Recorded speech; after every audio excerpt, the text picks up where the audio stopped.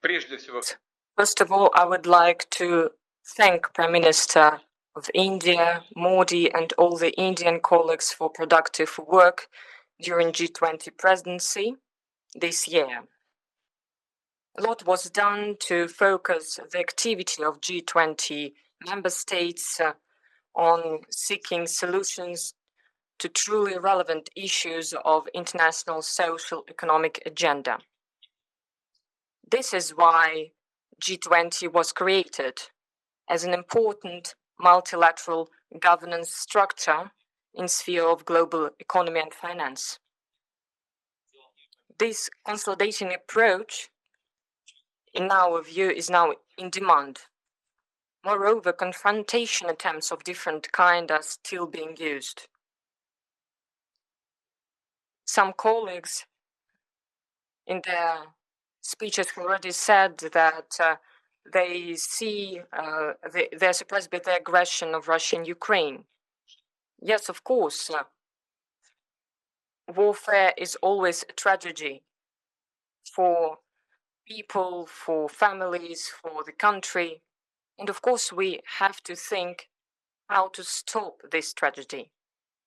By the way, Russia has never said anything against peaceful negotiations. It was not Russia, it was Ukraine that publicly said that they stop the negotiating process.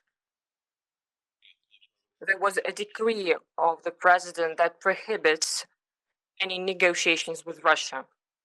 I understand this war and the death of people is shocking, but if you remember 2014, which resulted in a war in Donbass, isn't it a shock for you? We're speaking the killings of people in Palestine and Gaza Strip. Isn't it shocking? Doctors have to operate on children. They have to use scalpel on children without using any narcosis. The Secretary General of the UN said that Gaza Strip has turned into a great children's cemetery. Isn't it shocking? Distinguished colleagues, now global economy requires collective consensus decisions that reflect the opinion and position of the vast majority of international community, both developed and developing countries. However, major transformation processes are taking place in the world. New powerful centers of global economic development are appearing and are getting stronger. A large share of world investment, trade, and consumer activity is shifting to Asian, African, and Latin American regions, where most of the world's population lives. Turbulence in the markets is growing. Chronic problems in international finance sector, in energy, food security sector are getting worse. And Russia is responsible in its sphere, fulfilling all its commitments as for exporting food. And now I would like to inform you, Africa, for instance, that all the countries in need will receive ships with Russian grain free of charge. I would like also to say that enormous stress that the world economy is experiencing is a direct consequence of an unwise macroeconomic policy of a group of states. These actions are justified, for instance, by the fight against the pandemic. Injections of trillions of dollars and euros into economy and banking system provoked a surge in global inflation, skyrocketing prices for food and energy. This is what resulted in the events that are happening, not our actions, not our attempts to reach fairness in Ukraine, the actions of big economies of the world. And as a result, key interest rates are increasing. And the poorest countries have suffered the most because of this. The negative effect is still being caused by illegal trade restrictions and sanctions biased climate policy of the West that is used to strengthen their own competitiveness, to reach advantages, and they use unfair and dishonest methods for this. And I'm not only speaking about the destruction of transport and logistic chains, channels for international settlements, but also about acts of state terrorism.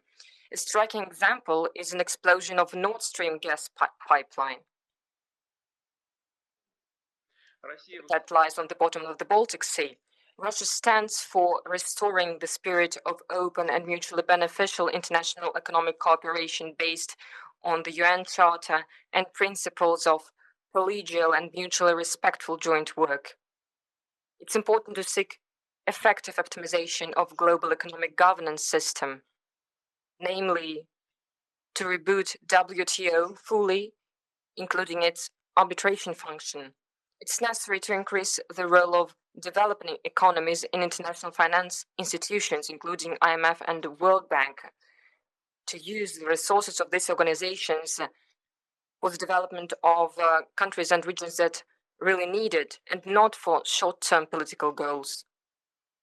We are ready for joint work to solve these relevant tasks in the context of G20 and other international institutions, including BRICS Association. Its weight and influence is, of course, increasing. It is obvious, taking into account its expansion. And of course, our country will continue to contribute to balanced achievement of sustainable development goals, climate and biodiversity protection, digital transformation of the world economy, ensuring food and energy security. I'll point out that Russia gives priority to the development of digital public infrastructure and strengthening information security. By the way, most of public services are provided to the population electronically in our country. As a responsible participant of global efforts to fight climate change, Russia plans to reach carbon neutrality no later than 2060. For that, we use all the available and effective instruments to reduce greenhouse gas emissions, like gas and nuclear energy, hydropower, enhancing absorption capacity of forests, eco-friendly technologies in all the sectors of the economy. I'll also mention that our country takes real steps to ensure more active participation of women in the economy and other spheres of life.